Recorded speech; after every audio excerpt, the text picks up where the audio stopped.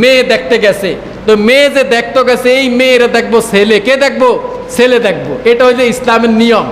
আবার অনেকে কয় হুজুর আমগো গোষ্ঠীর মধ্যে ছেলে কোনো মেয়েরে দেখান, এটা আমাদের নীতি নাই। তো কি নীতি? আমাদের নীতি হইল আমরা গোষ্ঠীর সবাই মিল্লা মাতাওয়ালারা জামু, যায়া গোল হইয়া দরবারের লান বইয়া মাঝখানে মেয়েটারে স্যাদ দিয়া বইয়া নারিঙ্গিনী সারেঙ্গিনী দুনিয়ার প্রশ্ন করমু, করিয়া আমরা যদি কই বেলে এনই ছেলের বিয়া করামু, এই কথাই ওকে। ছেলে চাওয়ার কোনো সুযোগ নাই। বলেন না নাউজুবিল্লাহ? আর একবার বলেন নাউজুবিল্লাহ? কিন্তু দেখেন এটা নিয়ম না। ছেলে বিবাহ শাদী করবে, ছেলে মেয়েকে দেখছে, এই দেখাটা তার জন্য মুস্তাহাবের সওয়াব। বলেন না সুবহানাল্লাহ? আর একবার বলেন সুবহানাল্লাহ? এখন ছেলে মেয়েকে দেখছে, দেখার পরিপ্রেক্ষিতে ছেলের সামর্থ্য অনুসারে দেন মোহর ধার্য করা হবে।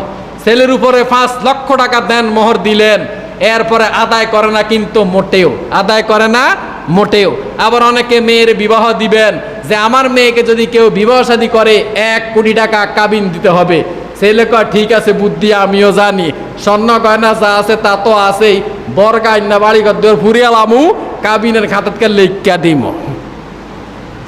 এরপরে কাবিন ধরে 1 কোটি 10 লক্ষ টাকা, এরপরে 5,000 সাইরানা, অমক ব্যক্তি তমক ব্যক্তি, এই সমস্ত অকারেন্স করে, আদায় করে না কিন্তু মোটেও।